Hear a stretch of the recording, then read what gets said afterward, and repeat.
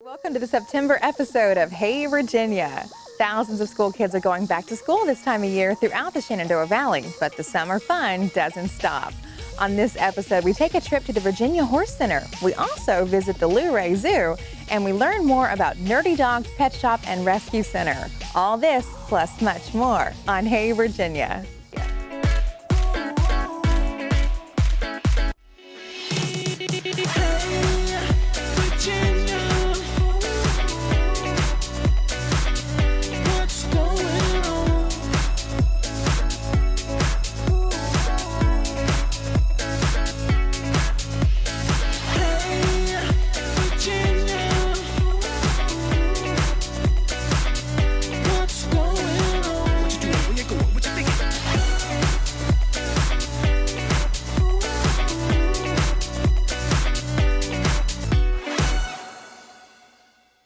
The Luray Zoo has been in operation for over 60 years and is still going strong.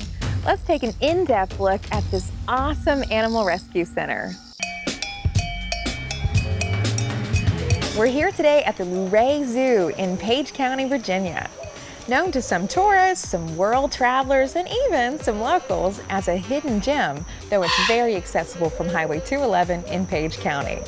Today we'll take an in-depth look at this great zoo, talk to the owner, operator, and zookeeper, Mark Kilby, and find out more about these amazing animals, including a macaque that loves her blanket, and perhaps the star of the show, a Bengal tiger.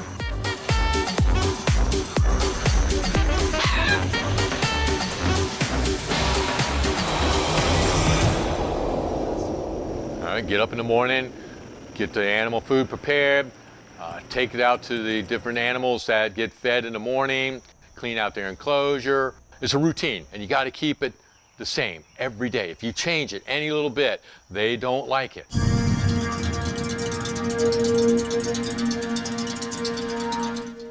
When I bought the zoo, it was the Luray Reptile Center. And I recognized right away this place has monkeys, has a petting zoo, it has birds. Why name it Luray Reptile Center? And so I changed the name to Luray Zoo in 1998 so people would feel that this is not a place with a bunch of snakes, it's something else. So that changed the dynamics completely. A lot of people came in here and said, I never came into this place because it was the Reptile Center. I never knew you had a petting zoo. I never knew you had all these different animals.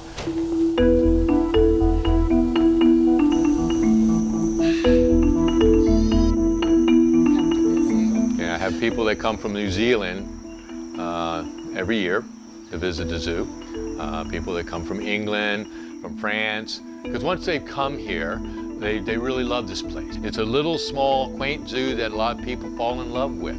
And people that come here from around the world usually will tell their friends, you gotta check this little place out.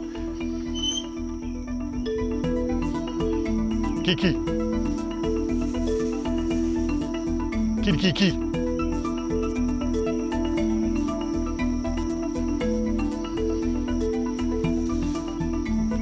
This is Star Bengal Tiger. She just turned 14 years old this year. Her birthday's July 4th. And she was brought here in April of 2004 as an 8-month-old. Right over here we have JoJo and Jordan. JoJo's been with us since 2004. She was born here in March of 04. And just past March, on March 13th, she had this little boy, named him Jordan. And the Capuchins are one of the smartest of the monkeys. They are very intelligent, so they can be trained to even be service animals. Some people do have service monkeys.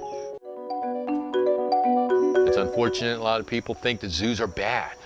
No, they're a resource for animals to educate people about their existence. But in the future, things might be tough for zoological parks. And being a small one, it's tough there too, because a lot of the small zoos are not as popular as the bigger zoos, because a lot of people think, oh, it's just a roadside zoo, probably animals all sick, and unfortunately that's a lot of stuff that people say. But when they come here, a lot of people say this is amazing.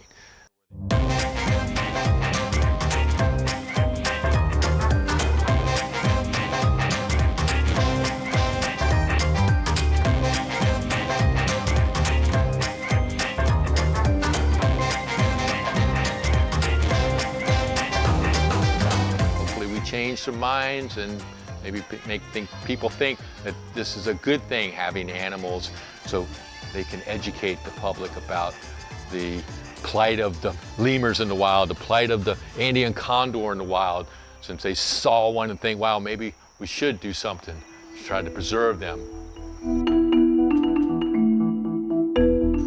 As we wait for the lynx to come out and play, let's take a look at some upcoming events happening at our favorite local venues.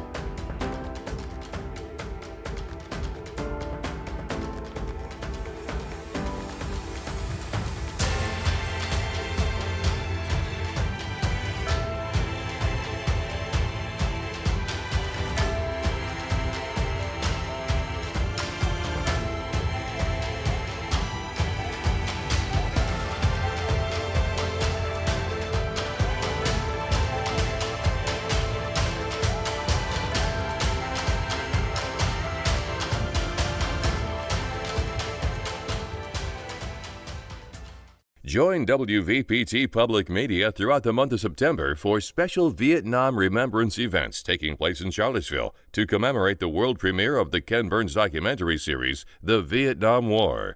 Watch the premiere on the big screen with us on September 17. All events are free and open to the public. Located in Lexington, Virginia, the Virginia Horse Center was designed to promote all disciplines of equestrian sport, and since opening has welcomed horse lovers the world over. Well, this weekend is the championship show for Region 15 of the Arabian Horse Association. And Region 15 encompasses Maryland, Virginia, Delaware, Pennsylvania, and New Jersey, and Washington, D.C. So we are the Mid-Atlantic region for the Arabian Horse Association. Oh, it's a very exciting competition. It's a goal of young breeders and owners and trainers to be able to prepare themselves and show at some of the local horse shows to qualify for a regional championship. And then when you win at a regional championship, it qualifies you for U.S. Nationals. I show Western Pleasure in particular, and it's extremely exciting to be able to be judged against a group of your peers. And when your name is called to win an award like that, I mean, it's the feeling's unbelievable. It means you've achieved your goals on many different levels.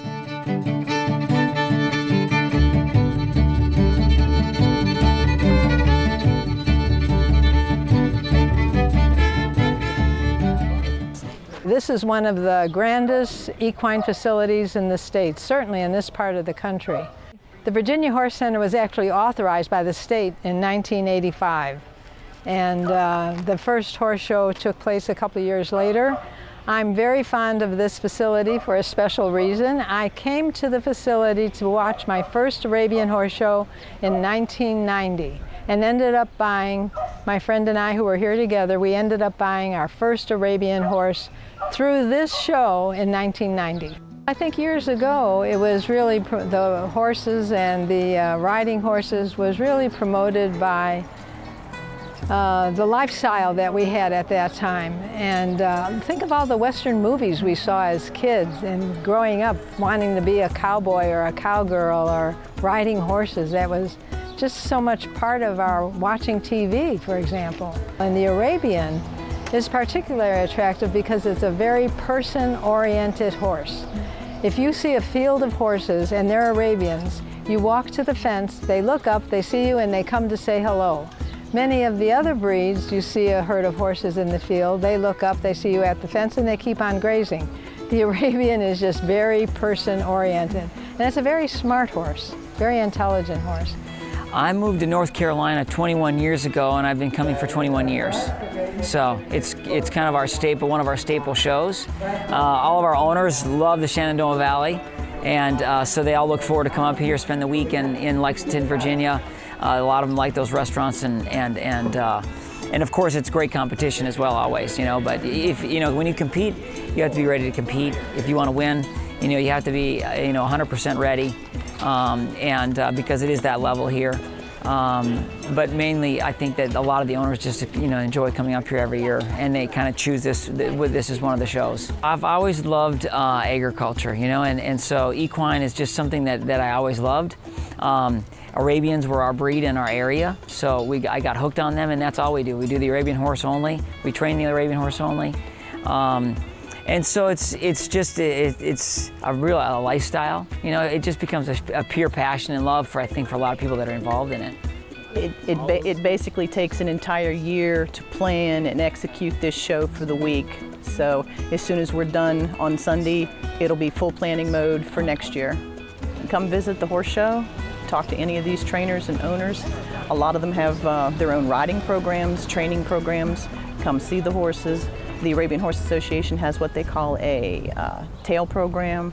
Any of the major horse shows, you can come and meet the horses, meet the owners, meet the trainers, find out about the riding lessons, and come visit, and the horse will sell itself. You will be sucked in. You will want to do this. In the 1950s, the American drive-in was a staple of American culture. Over the years, the drive-in's popularity has diminished, but there are 2 local drive-ins that are coming back stronger than ever.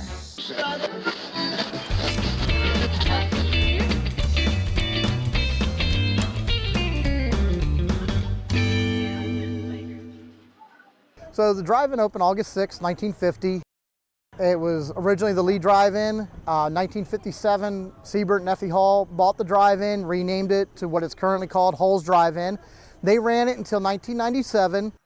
Before the 1998 season opened, Mr. Hull passed away, and his wife then sold the drive-in to W.D. Goad, who owns the Goad's Body Shop next door to us. He ran it for the 1998 season. At the end of the season, the drive-in needed a lot of upgrades. It was going to be very costly, and he was planning on not reopening the drive-in. Some of the community members said, we can't have that happen. We don't want to lose our drive-in. So they started getting groups together to find out what they could do to try to save the drive-in. And they figured the best way to do it was to go nonprofit. Well, they had to start off with a name, so they came up with the name the Hull's Angels. Partially because Mr. Hull would always refer to all his fans as his angels.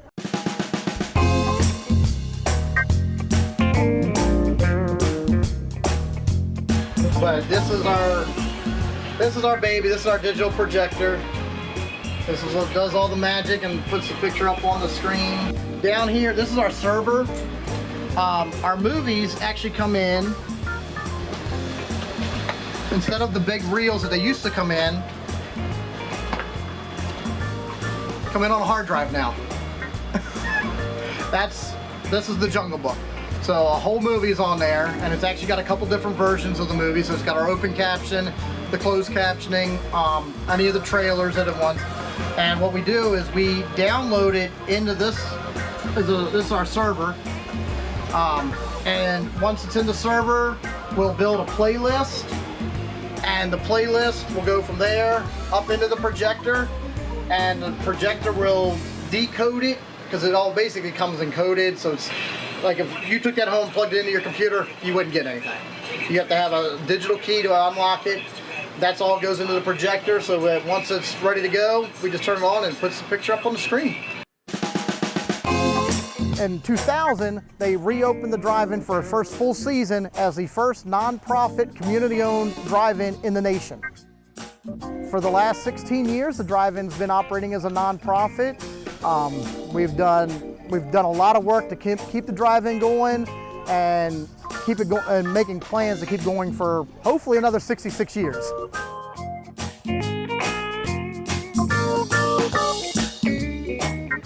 Drive-ins are unique, and one thing about drive-ins that are unique over the indoor theaters is that it provides a retro experience.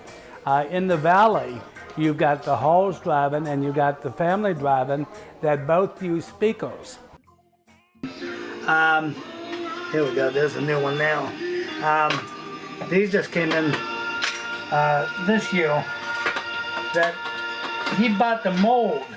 There's no one making speakers anymore except for this guy, and he predominantly does this for the classic car industry. Family Drive-In Theater is 60 years old this year. In 2016, it was actually opened on June 14th of 1956. And so we're celebrating our 60th year. Originally, it was a one-screen drive-in.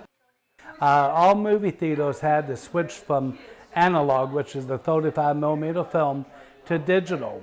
And it was a real struggle for small-town theaters, which still there's a lot of small-town theaters that haven't switched. And also for several drive-ins. There's about 100 drive-ins that have not switched to digital. So we had to switch to digital in order to survive. We had a fundraising campaign that helped us from the community that actually helped us with the down payment on the digital, and we have 2 digital projectors, about $140,000 worth of investment. And it's really, it makes the digital quality, the pictures clear. Good evening and welcome to the Family Drive-In Theater tonight. We thank each and every one of you for coming out here, and we're all happy that it's not raining. You've got a great show ahead of you tonight. Nerdy Dog Pet Shop and Rescue Center in Harrisonburg is a family-owned nonprofit organization dedicated to finding homes for all of our furry friends. We recently took a closer look at the Nerdy Dog Pet Shop.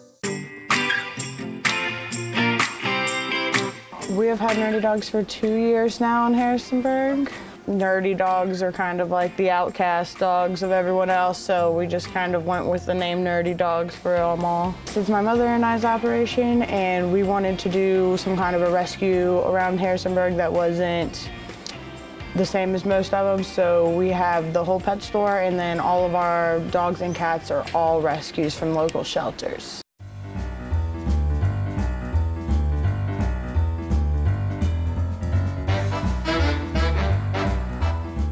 We just wanted to start doing our own shelter and being able to bring in some of our own rescue animals instead of your typical puppy mill dogs in your pet store. It's had a lot of success in some other bigger cities, so we decided to see what it would happen if we brought it here, and so far it's been really successful for us. Everybody seems to be really happy to help. We've had a lot of donations done. We've had a positive response from the community for the most part. More shelters are trying to lower their number of euthanizations in all their shelters to at least a 98 to 99% no-kill.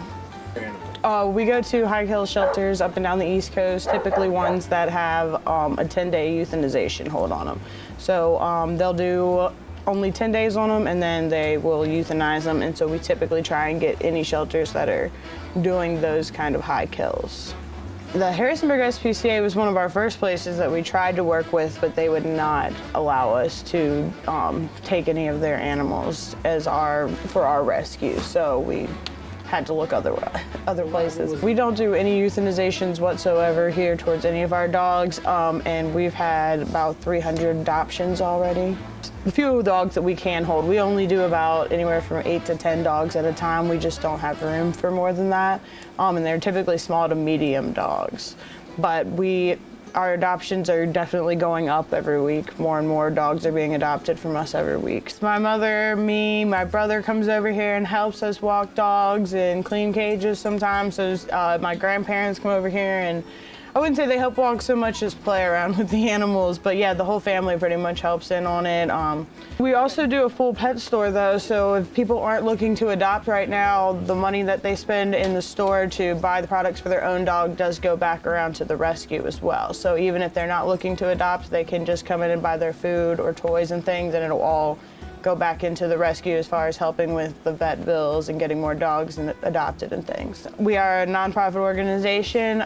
We take volunteers, donations, and things like that as well to help with our costs. We have about 6 or 7 other shelters that we network with to help us with our inflow of dogs. When you come to us, everything is going to be completely ready for you. All of their shots, they'll be fixed. If they have any medical issues, we will have taken care of them by the time they get to you, which going to a pet store and buying one, you're going to end up having all those costs on you yourself. Most of our dogs have been socialized with other dogs before that you get them too, so you normally know what you're getting into with them. And a lot of times our employees will help potty train them and everything before they come to your house. More information on Nerdy Dog Pet Shop and Rescue can be found on their Facebook page. Now, let's take a look at the September Arts Alert.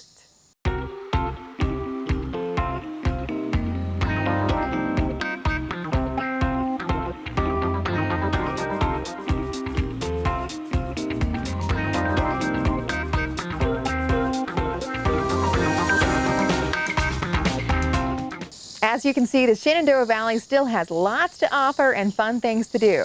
One of those things may get you moving on your feet. Let's take a look at a recent Shag Dance Festival that took place in Waynesboro over the summer.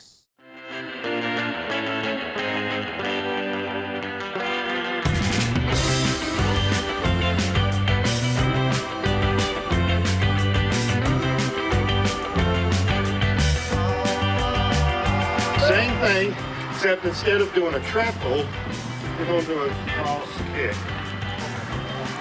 All right, let's try it slowly.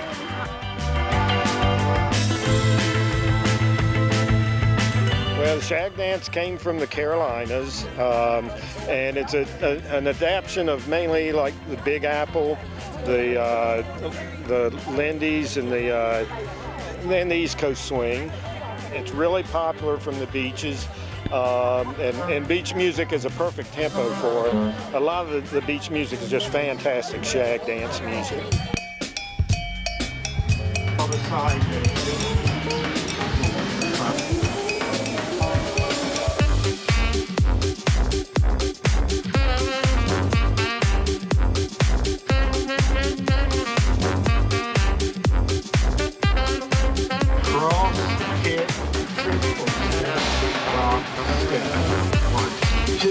I started dancing about 1998. 1998, really. So it's been sort of a life-changing experience for you. Right. I've done other dances before. I used to square dance some and clogging, so other dances. But as far as ballroom and the swing dances, I didn't get into that until more recently.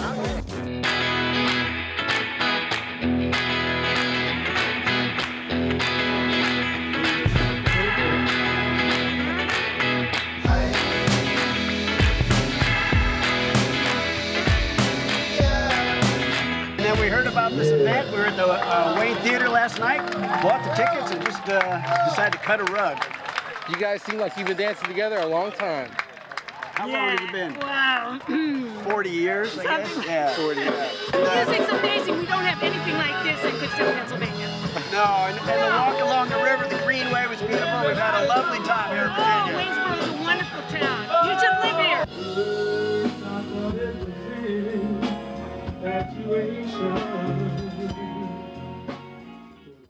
Before we close, let's check in with Candace and Leslie, who are reviewing some of the Shenandoah Valley's best restaurants and attractions. Here's your two-girl review.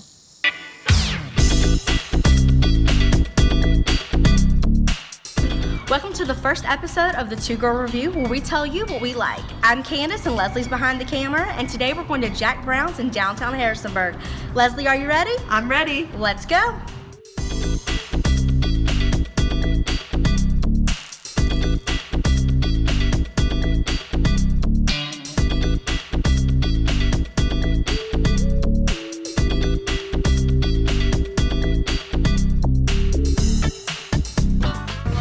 So I got a regular cheeseburger and fries with extra sauce. Super excited.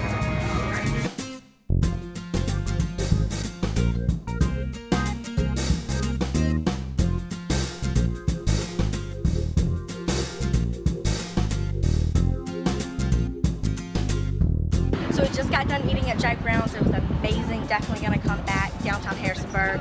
You need to be here. Come.